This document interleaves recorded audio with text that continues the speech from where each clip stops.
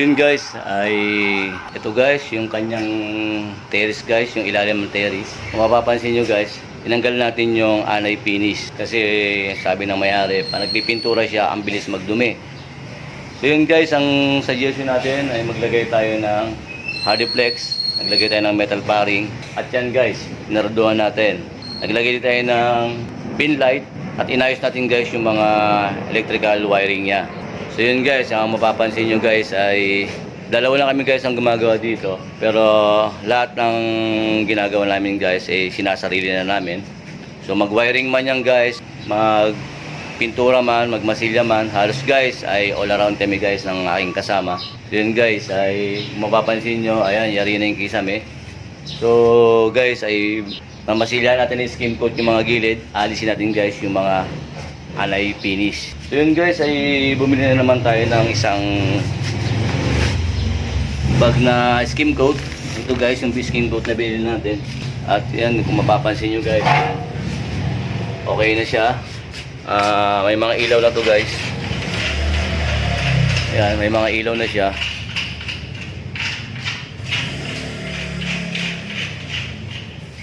So yun guys yung aking kasama ay nandun sa loob.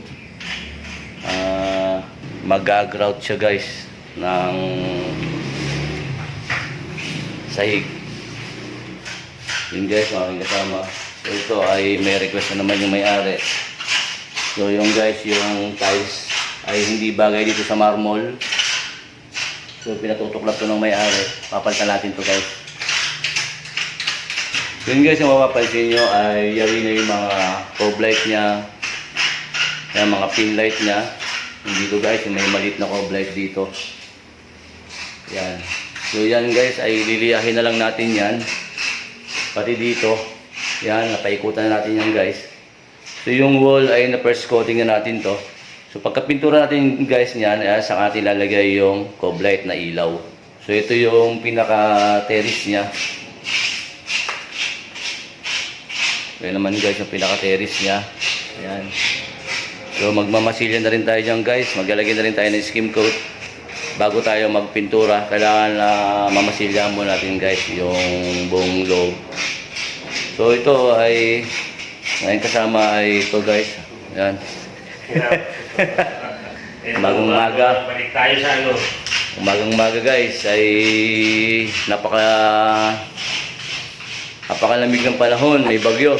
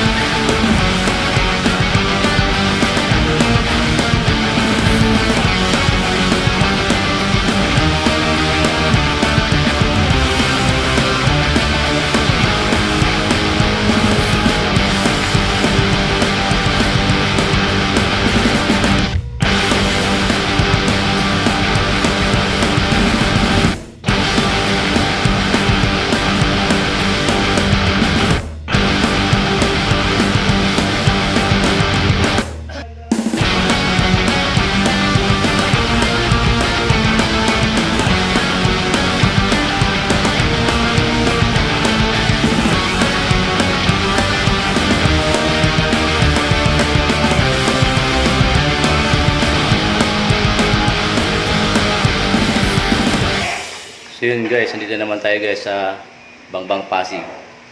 Kung mapapansin nyo guys ay napailaw na natin yung cob light. So yun guys, umiilaw na yung mga cob light. Saka yung mga pin light. So yung gitna na lang ay bibilan pa ng may-ari ng ilaw. So yun guys, itong cob light na maliit ay natapos na rin natin. Yan guys, ay kompleto na rin yan. So yung hagdan na lang ating gagawin ay babarnisan. So guys, kung mapapansin nyo yung hagdan niya ay tinatapos lang natin yung pintura sa loob para pag nagbanis tayo ng hagdan ay hindi na madudumihan. So ito guys, papahuli natin tong hagdan. Kung mapapansin nyo yung hagdan niya guys. At itong sa terrace ay pipinturahan na lang to guys. So yun mga agarahe, dito pa rin tayo guys sa Bangbang Pasig guys. So bumili tayo guys ng Boise na Emotion. Yun guys, yun ang ipapahid natin dito sa kanyang adobe na design ng kanyang bahay. Kasi guys, makikita nyo ay wala nang kintab. So gagawin natin guys ay lilinisin muna natin to. Tanggalin yung mga alikabok sa atin pipinturahan ng Emotion. So yun guys, ay magpe-prepare muna tayo. Tanggalin natin muna yung mga lumot-lumot at linisin natin maigi guys yung adobe. So yan guys, start tayo.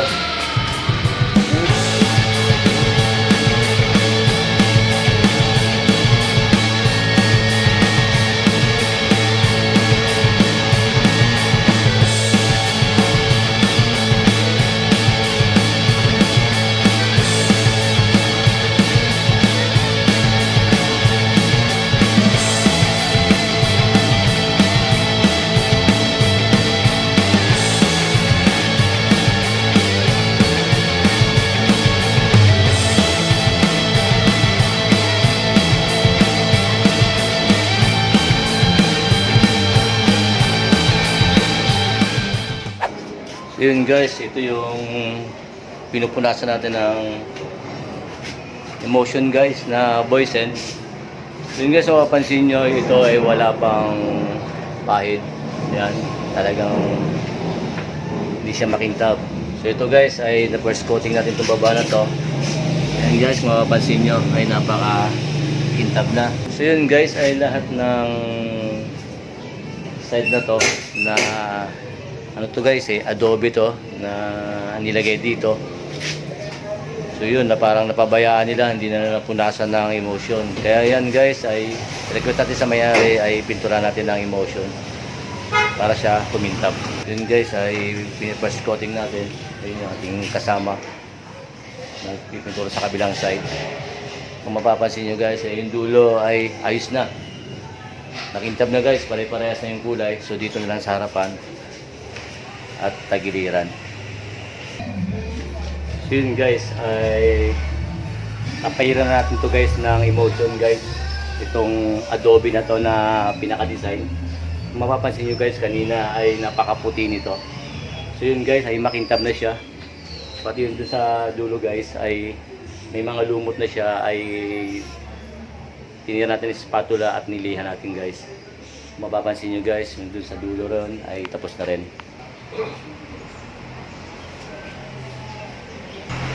Yun guys ay magkakabit na lang tayo din ng outlet para sa electric fan. So yun ang request ng may-ari, lagay daw tayo ng outlet sa labas para hindi siya na nag-extension. So ito guys yung ginawa namin dito sa Bangbang Pasig. Kung mapapansin nyo guys ay unang dating namin dito ay lahat ng wire ay nakaladlad. Mapapansin nyo guys, lahat ng wire sa loob ng bahay ay mapapansin nyo yung mga wire niya kalat-kalat. So yun guys, ang request ng may-ari ay kung paano raw may tatago yung mga wire, yung mga PLDT, yung mga CCTV, yung mga extension ng mga aircon. So yun guys, itinago natin lahat para wala silang mapapansin. So gagamitin nila guys dito sa kanilang bahay ay lahat, nakaabang na lahat guys yung mga saksakan, yung mga outlet. So wala na silang mag-extension guys.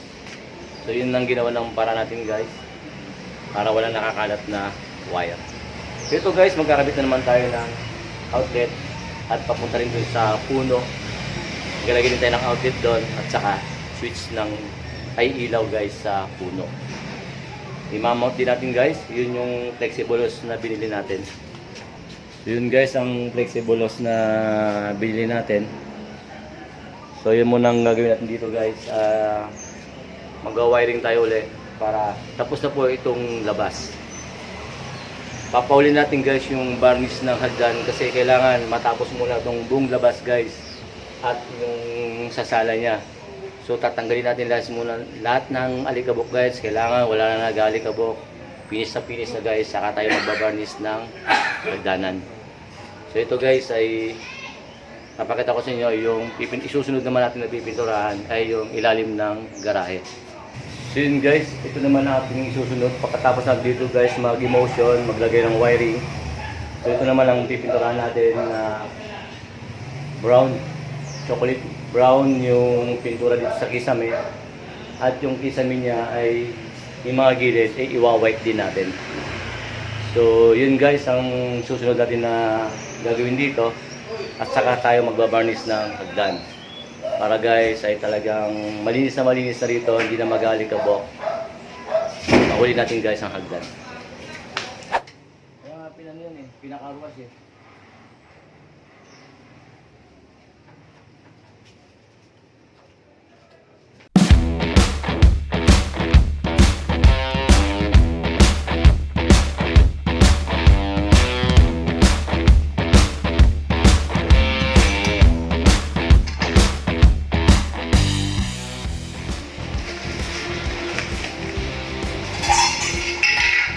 Guys, ito yung ikakabit natin na chandelier dito sa kanyang sala. I-test ko ng press na nakatapos.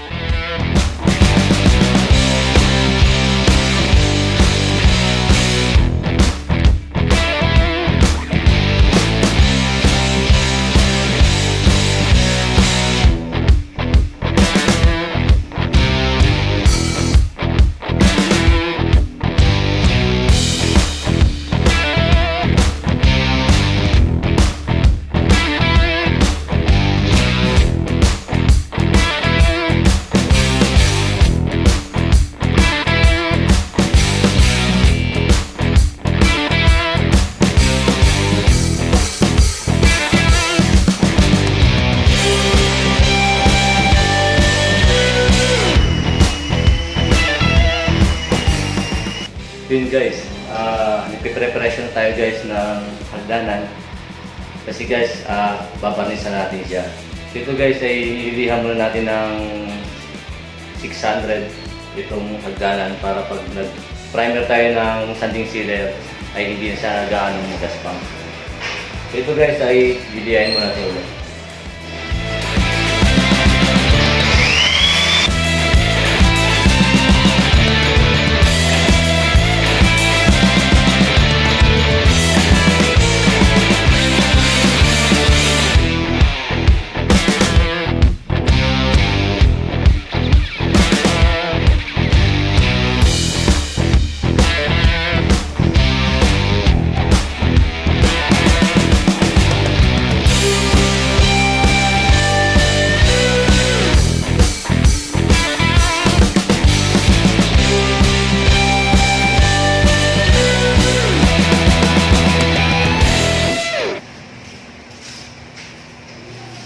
So yun guys, ay nagbabanis tayo guys ng hagdan. So yun guys, yung kanyang hagdan ay dati ay umpisa namin dito. Ang pinintura nila dito ay enamel na chocolate brown.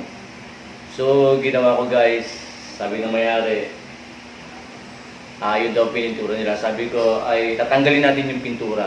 So gumamit tayo guys ng Scripsol. Tinanggal natin guys yung pintura. 4 na patong na guys, napakahirap tanggalin. So yun guys ay hinubad natin yung pintura. Pagkahubad natin guys ng pintura ay nung nalihan natin guys ng 120, final ay 400. So yun guys ay naglagay na tayo ng wood stink na Boysen ang ginamit natin guys. So yun, ang pagkalagay natin ng wood stink guys, nag-primer tayo ng sanding sealer. So yun guys ay 2 patong ang ginawa natin sa sanding sealer na ipinatong natin dito. Pakalipas ng 2 patong guys, nilihan natin ulit ng 400, saka tayo nag-top coat ng polyurethane top coat. So yun guys, kung mapapansin nyo ay makitap na. So yun guys, ay first coating pa lang ito, ay maya-maya ulit, pagkatuyo, ay akatin natin dito, ay magsi-second coating tayo ulit. Para yun naman guys, ay kahit anong tapak nila, ay hindi na pupudpod yung varnish. Para makapal naman guys yung varnish niya. Yung iba naman guys, okay na yan, nakintab na, okay na yan. Kaso nga lang guys, ay mahirap naman guys. Sulit naman yung binabayad sa atin ng may-ari. Kaso nga lang, mas maganda guys, ay ayusin natin yung trabaho natin para tumagal yung varnish. na ilang dekada ay ganoon pa rin yung kanyang kintab. So yun guys ay maya-maya mag-second coating tayo. Patutuyuin muna natin.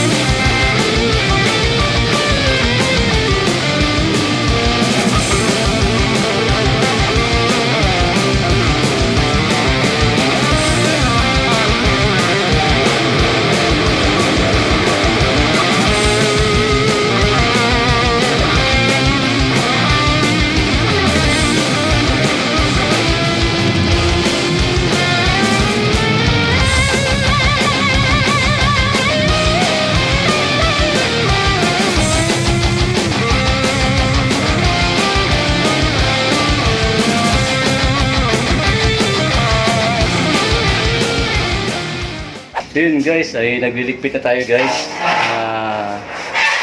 Tapos lang natin guys ito sa Bangbang Pasig.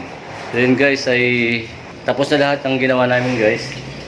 Yung buong sala at dito guys sa garahe at sa terrace. Mapapansin nyo guys, yun yung garahe sa likod ko.